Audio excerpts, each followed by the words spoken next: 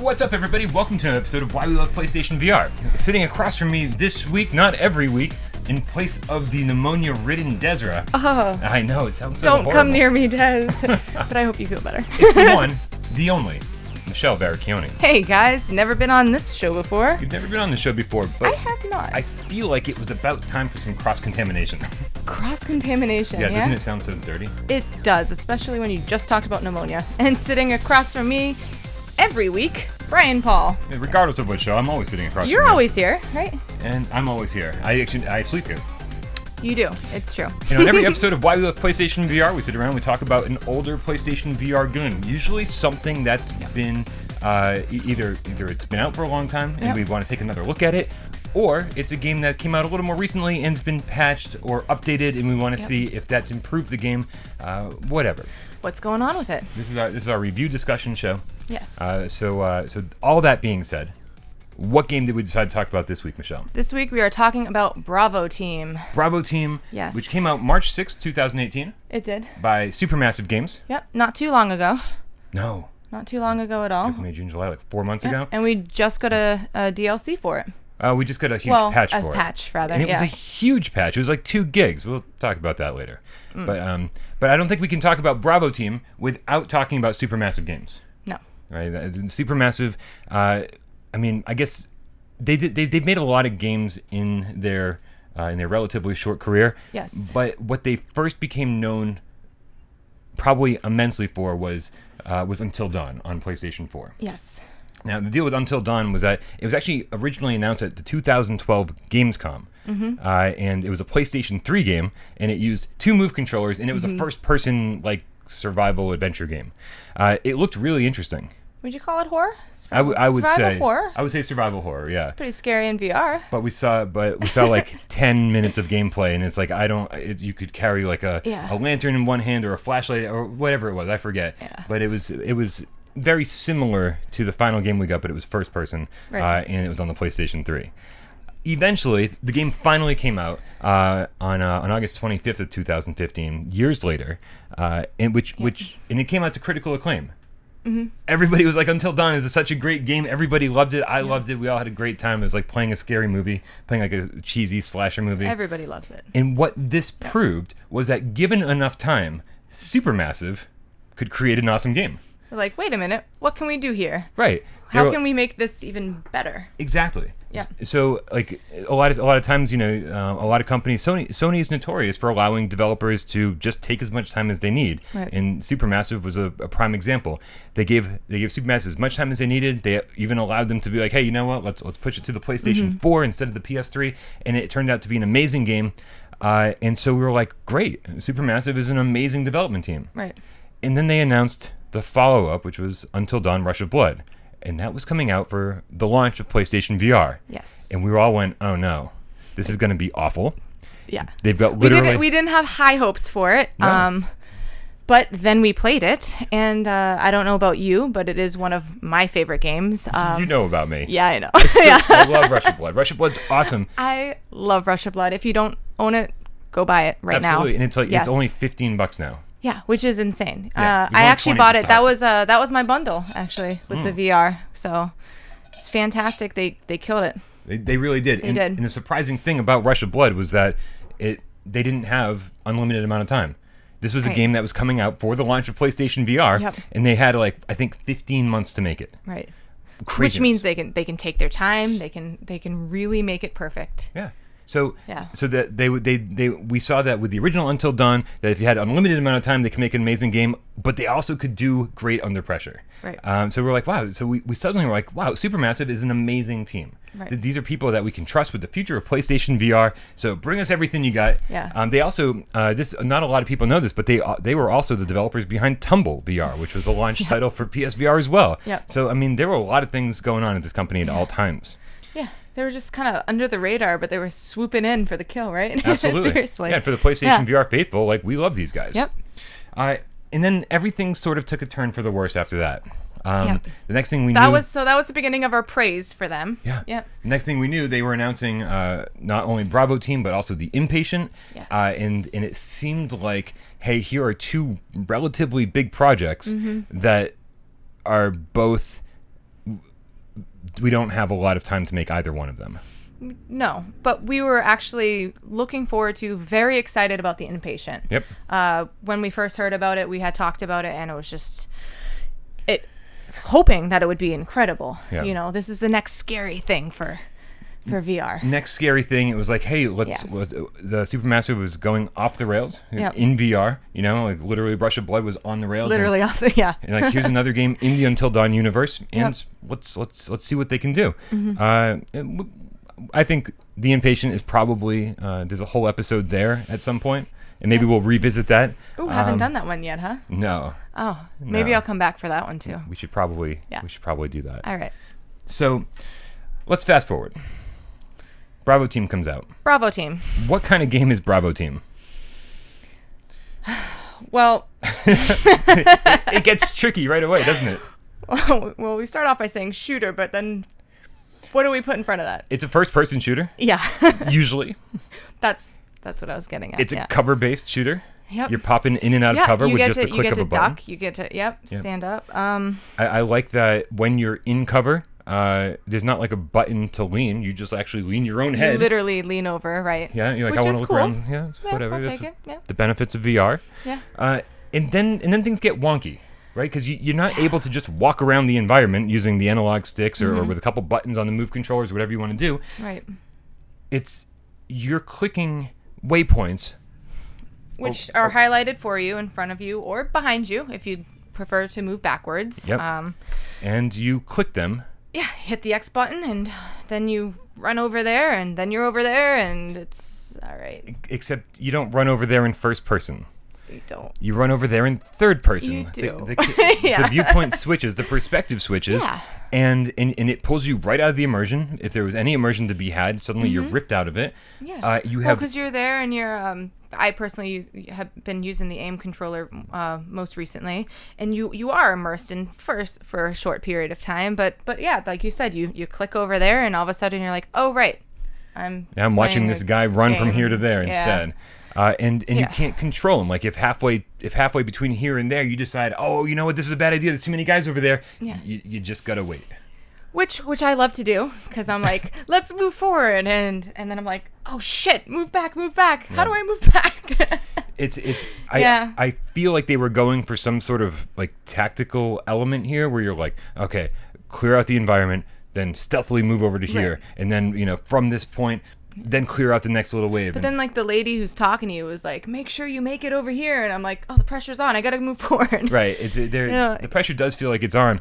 And what happened? I guess president got killed in the very beginning, so no spoilers. This is literally the first thing they say to you. There's also very little story to be had. So, yeah, it's like at tops 3 hours long.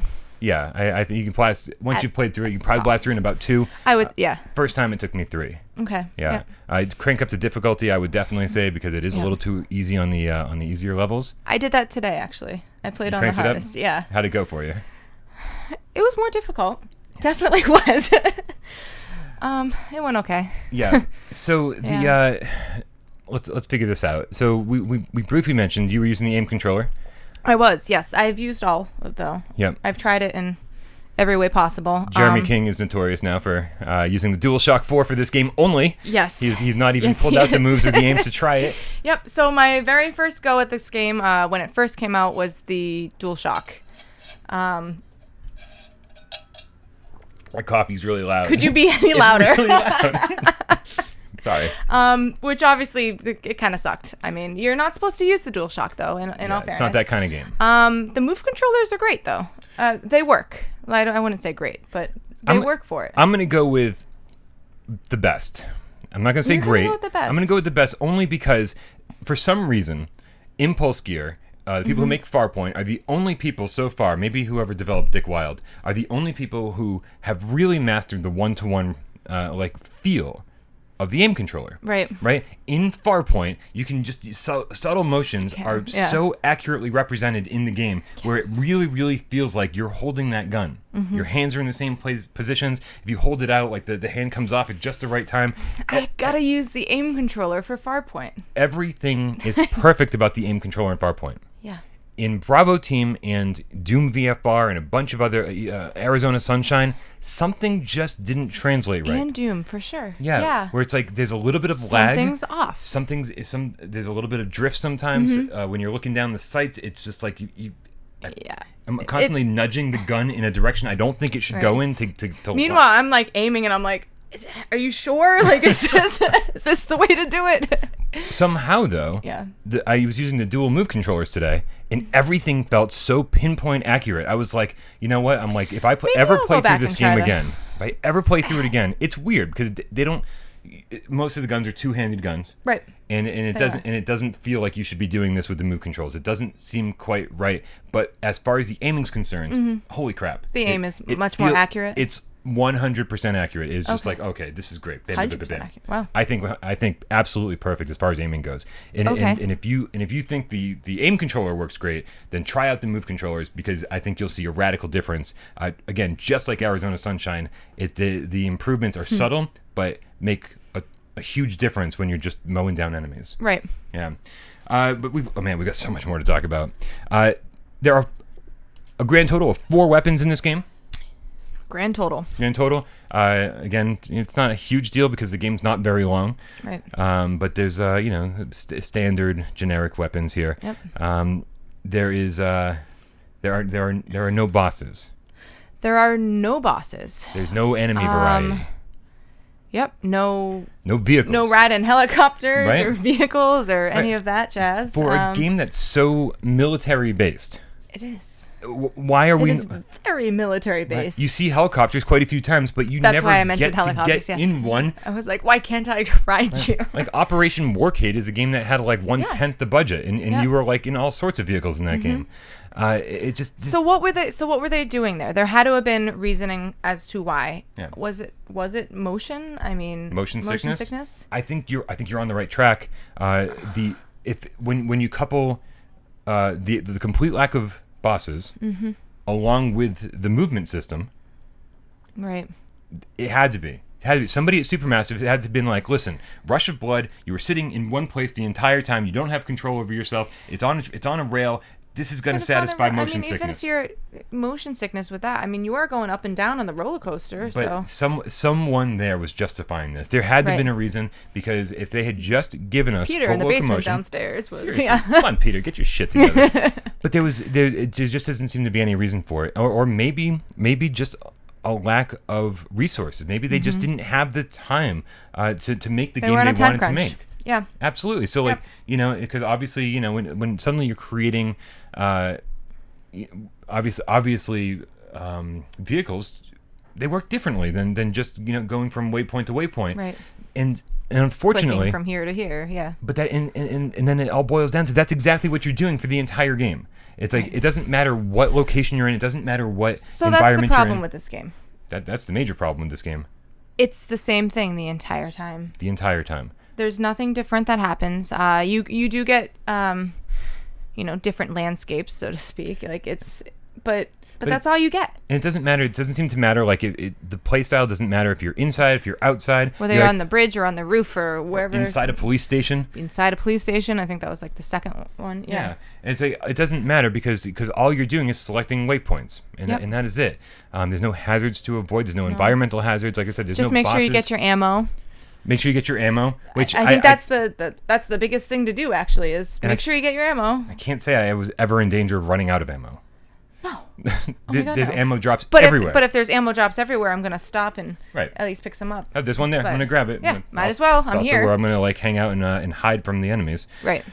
So when leading up to the launch of this game, I know a lot of people were down on it before it even came out, before people even got to play it. Right. And I was one of the firm supporters, being like, no, this is going to be good because this is like Time Crisis in VR. I know Time Crisis is probably a little before your time. Is this true? But I know of. You're familiar Crisis, with it. Yes. So anybody who's not familiar with it. But yes, it also is before the time. Right. It was before last year. So no. But Time Crisis, I was like, this is great. We're getting a Time Crisis game in VR. Yeah. And for anyone who doesn't know, Time Crisis is an on-rails light gun shooter, an arcade thing, where you're being brought from location to location, and you're ducking behind cover, like the exact same mechanic. Yep. Except if that's what they were going for in this game, then they really, really, really Did screwed they up. ever personally compare it to Time Crisis? No. Because it is extremely similar. I'm just trying to figure out what they were going for. Right. Right? Because if they weren't going, it's obvious they were going for realism. But by doing so, they took away so much by doing that. Yeah. Or trying to do that. They took away all the fun. Yeah. Right? Yeah. Nothing in this game. Run around and do whatever, go wherever I want to. I mean, If you're going for realism, give us full locomotion, right? Let us use the aim controller with the dual analog sticks and let us move around and let us do what we want. If you're not going for realism, then give us some crazy ass bosses. Give us some ridiculous weapons, right? Give us like power-ups. Anything? Power-ups.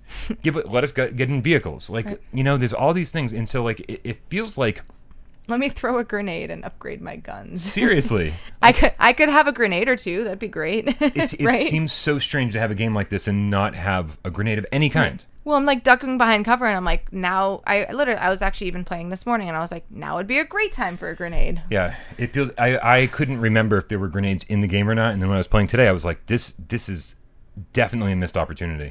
Because there are so many enemies in this game, and a lot of the times they use like I hate. The proper term, I think, what was coined years ago is monster closet, where there's a door over here, and enemies just keep pouring out of it. Right. Like, there's no way there were 40 bad guys in that little closet over there. What were they doing, right? And so they're all scrunched together. What's going on? So the game, you sort of do have to keep forcing yourself to move forward to trigger the next set of events and make the monster closet empty. The game is exactly as it seems. Oh yeah, there's no surprises. No. What you're doing in the first level is exactly the same thing you're doing in the last level. Yes. And with only a little bit of. Which is the biggest bummer, because you want a little satisfaction, Right. Give us a reason to keep moving forward. Yeah. Right. Give us a skill tree. Give us upgradable weapons, like you were saying. Make us feel more powerful at the end than at the beginning. So they gave us online as well. There is an online co-op option, because if you're not playing online, you're playing with an AI character. Right. Obviously, online is a little more fun. But only ever so slightly. It's like, I'm going to be bored with a friend now. I use the word little gently. Yes. I'm going to be bored with a friend, yes. And the idea behind playing it online is to say, okay, listen, to be in constant communication with your friend, and being like, okay, listen, you go that way, I'm going to go this way, and all the paths always coordinate together, and we'll systematically take out these bad guys. Yeah. But there's no, despite what the game wants you to believe, it never becomes a tactical shooter. Never. No. Never do you need to really think anything out. Oh, it really wants to. It does, yeah. It's there. Yeah, even when you're playing with the AI, there's all these different hand signals you can give. Follow me, stay there, all this stuff. And I'm like, I've never had to use that, ever. What was up with that? I ended up pushing those buttons quite a bit on accident, and being like, no, just do whatever you want. Just stay here, Is there one that's just go ahead, just go. Right? And the funny thing is, I was constantly racing to the end of the level, right? Yeah. Just plowing through all the bad guys, and then waiting at the very end for my AI guy to show up. Oh, seriously? Oh, yeah. I'd just be like, okay, there's the exit. And by the way, the exit's so... I guess you should have given him the hand signal. I guess so. I probably should have. Yeah. And then sometimes I get to the end and go, oh, crap, he's waiting for me to be healed. I need to run all the way back, heal him, and then... Yeah. That's annoying. So, there are two very important things to talk about here. One is the game was recently patched, as you mentioned. Yes. A huge 2 gigabyte update, and I was like, man, 2 gig update. I'm like, I wonder what they added. What did they do? Right? Is there a full locomotion system? Right. What's the deal? Right. And as it turns out, I've got a full list of patch notes here, and I can read them off slightly. So if you did play this game at launch and you're wondering if it's worth going back to, let's see, they improved existing cover points to be more easily accessible, improved additional cover points, or added additional cover points throughout the level, improved camera position when transitioning between cover points. I didn't notice that at all today. Improved look to move feature. I didn't see that improved at all. They wrote weapons. Oh, no, weapons is this next set. Added more weapon pickup boxes. Added more weapon variety and behaviors. Rebalanced bullet spread on various weapons. Pickup boxes. They needed more weapons, period. Yeah. Rebalanced bullet spread. Improved accuracy in reticles when aiming down sights, which I, again, didn't feel that on the aim controller today. Revised sniper scope. Added more cover points. Improved enemy spawn locations. Improved enemy behavior. Rebalanced enemy health. added the ability to turn 90 degrees on the PSVR aim controller. We didn't even talk about this. No. Improved the scale of the weapons and the player character's arms. At launch, it felt like you were gigantic, and now it feels a little more realistic. I'll give him that. The buddy AI feedback and location information fixes and some various bugs and improvements. So the number of times I was playing this game and I would go to a new location. Like I want to go over there. My character would walk over there. And then the next thing I knew, I was facing a wall. I was like, oh crap, why am I facing a wall? I was constantly turning myself around. I was constantly getting lost. Right. Because I was like, wait, I did have a hard time being like, am I facing forward or am I facing backwards right now? I'm not really sure. Yep. Yeah. Too many times I would go somewhere thinking that I was going to be facing the enemies. And then, of course, my buddy looks just like the enemies, so. And all the enemies look exactly the same. All the faceless enemies, yeah. Exactly. Yeah. If you're not closely paying attention, like, because our guys are kind of like blue and gray and black or whatever, and the enemies are kind of like green and black and gray. I'm like maybe like some red sometimes. Mm-hmm. But yeah, no, like there's all these characters on the screen. Everyone looks the same. Everyone kind of looks the same. Yeah. Yeah. There's like zero enemy variety, and then your AI dude just blends right in. Right. It's kind of annoying, and like. But that's a big reason why you don't know if you're facing one way or the other. And I'm like, maybe if I stand here, if you shoot at me, I'll know. Right? Right? No, I definitely waited to see. Like, one guy came around the corner one time, and I was like, if you shoot at me, are you my friend? I'll shoot back. Or yeah. And to be fair, like we should definitely be able to tell the difference. But it's tough. The differences are subtle. Yeah. So, and if you think that we're alone in our I'm not gonna say hatred for this game because we don't hate it, but we definitely have some major issues with it. I don't hate it. I hate the price point. Yeah, for sure.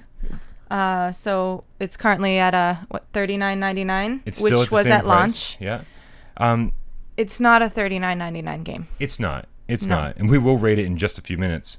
But if you think we're alone in our criticisms of this game, well, the website Eurogamer actually interviewed some of the members of Supermassive Games anonymously, right? Because they wanted to keep their job.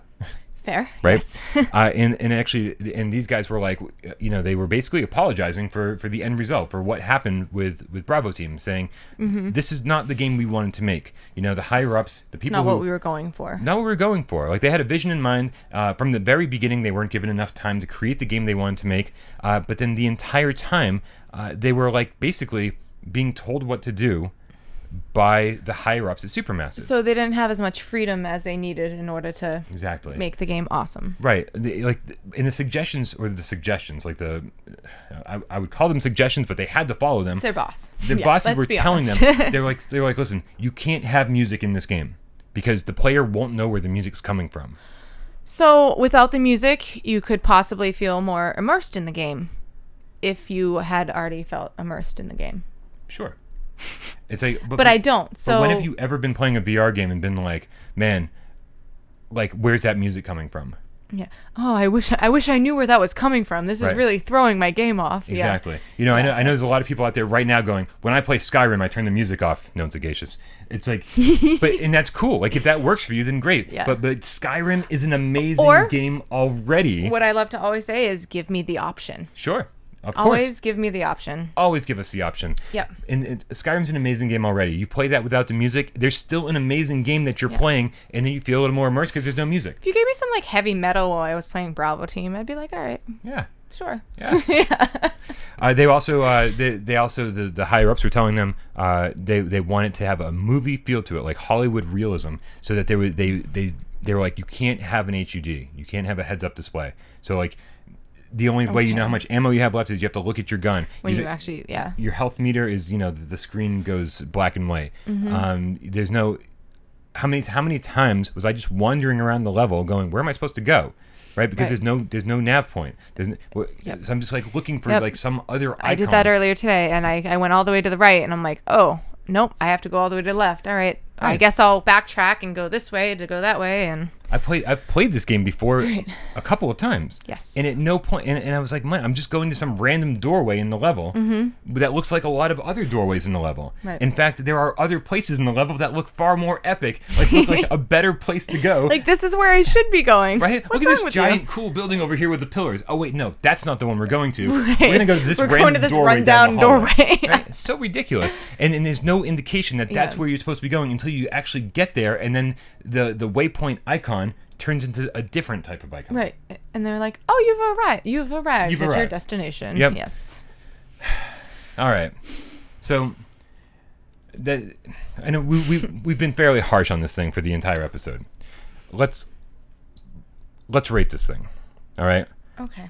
For anyone not familiar at home with our rating system for Why We Love PSVR, there are 3 different ratings we give it. Yes. 1, you have to get this game. Absolutely, this is a must-have game. If you own a PlayStation VR, this game should be in your library. Super awesome. Run out now. Even if it's not in a genre you like, maybe you should check it out anyway. Right. 2, it's good. It's all right. Right? If this is a genre that you play normally, then this is probably right up your alley. Right. And maybe you should check it out. This is a genre I play normally. But for everyone else, Yes. wait for a sale. 3, absolutely not. Don't waste your money. Don't give these people any love, any respect for the garbage that they put out. Absolutely not. Don't do it. Friends, don't let friends play trash. I like that. Yeah, Des says it better.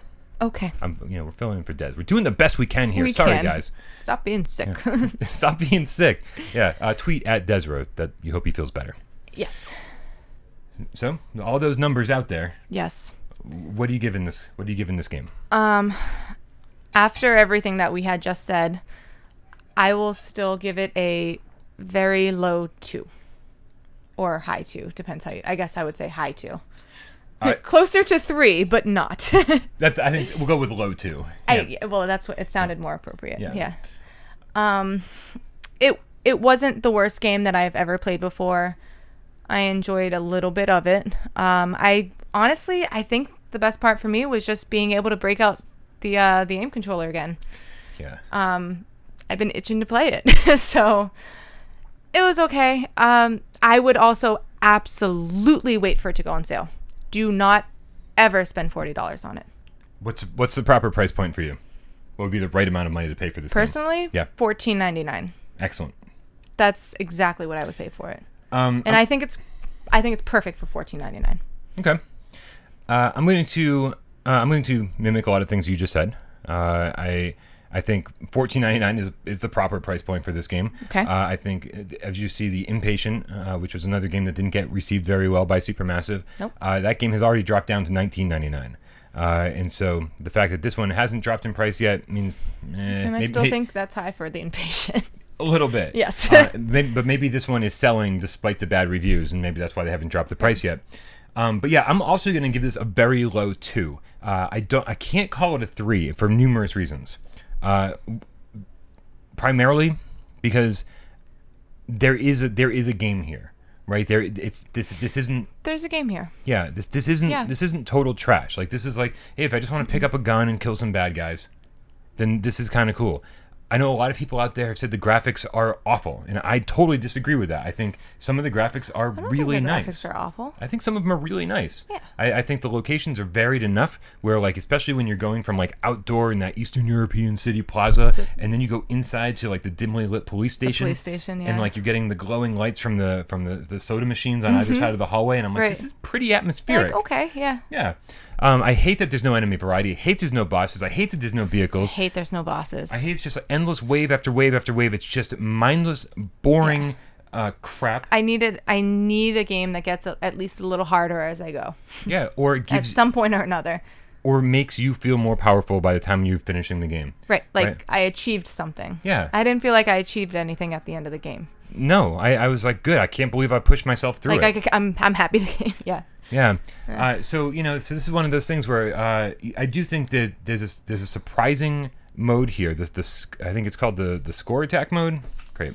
Did I write it down? I don't know if I did or not. But it is. It might be called that. I think it might be score attack. There it is. Score attack. Fantastic. And I sort of wish that the score attack mode was the actual game. I wish that they'd said, you know what? It's more satisfying. It's more satisfying because when you shoot somebody, the little numbers, like arcade numbers, pop off of them. Like, if you hit them in the arm, like a 10 pops up, but if you get a headshot, it makes this pretty cool sound effect, and you get like 400 points, right? And then you get this combo meter on the bottom that's like filling up, and as long as it's kind of full, you get more points and more guys you kill, and the whole deal. And like, if they had kind of leaned more into the arcade element and made this game a little more over the top, a little less realistic, added some cool music, that would have been the game I wanted to play. Yeah, and the score attack mode that proves to me that somebody at Supermassive was like, this was my vision, and I'm going to add it no matter what. It's going to be a separate mode. I'm just going to sprinkle in a little bit of what I wanted. There's one guy going, it's the dude in the basement going. I like Time Crisis, and this is the game I want. I wanted to make a Time Crisis game. Yeah. And look, guys, here's a little piece of the game we wanted to make. Yeah. And I think that if they were allowed to make the game they wanted to make, it would have been pretty damn cool. An awesome game. Yeah. And a lot of people always say, if this game had full locomotion, if you were able to just run around and kill guys like that, that would be a great game. I don't agree with that statement. I think that it would be a much better game. It would probably be a strong 2 for me instead of a weak 2. Right? But it wouldn't. But it still wouldn't save this game from like the monotony and just like the repetitious nature that it absolutely has. Would have helped. Yeah. For sure. But in the end, you nailed it. Like, the monotony will always be there, apparently. Yeah. So. If you're looking for a multiplayer game, if you're looking for like something realistic, if you're looking for something with full locomotion using the aim controller, the next thing they're looking forward to is Firewall 0 Hours. So that's like our next big hope, and that's coming out in just 2 months. Fingers crossed. I mean, really, really, really tightly crossed that they blow this one out of the water. They blow it out of the park. They knock it out of the park. Blow it out of the water. They could have gone with it. They could just blow it. I don't know. Wow. Where's Jeremy when you need him? I was just thinking that. All right. So here's the thing. We always pose this question to you at the end of every episode. I want to know what you guys think of Bravo Team. If you had already played it, what are your thoughts? Are we way too harsh? Did we nail it? What's going on? Did you play it before and after the patch? Did you think the patch made a big difference? Because I personally didn't think it did. Not a huge difference. No. It's good to know. I look better when I look down, but that was about it. I liked being gigantic before. Yeah. I was like, I'm an 8-foot tall dude, right? I don't even need this gun. I'm just gonna Hulk smash everybody. That's a smash. different game altogether. Yes. Yeah. Yep. But what did you think? I know a lot of people out there liked it, and I would like somebody to come to the defense of this game and tell us that we're wrong. And I know somebody will, obviously. Yeah. Also, what other games do you want us to talk about? We always have a running list. We always have a list of things that Des and I are constantly playing, trying to get future episodes together. Right. Well, let's be honest. You've played everything. Yeah, but then I have to play it again for the show. True. Right. Yeah. So let us know what games you want us to talk about. Thank you so much for this. There almost weird. Wasn't an episode I think it's even weirder that I'm on this side, for starters. To my right, your left? Yes. And there's no Jeremy. There's no Jeremy. Interesting. Yeah. This was fun, though. It's easier to stay on topic. It was right down to the point. It really was. We're talking VR, and we talked VR. Wow. It's probably the first half hour we've ever done that together. Most likely. Yes. 8 goddamn minutes. 8 goddamn minutes. All right, you guys. Thank you so much for tuning in. As always, my name's Brian Paul. I'm Michelle Veracuni. And we'll see you next week.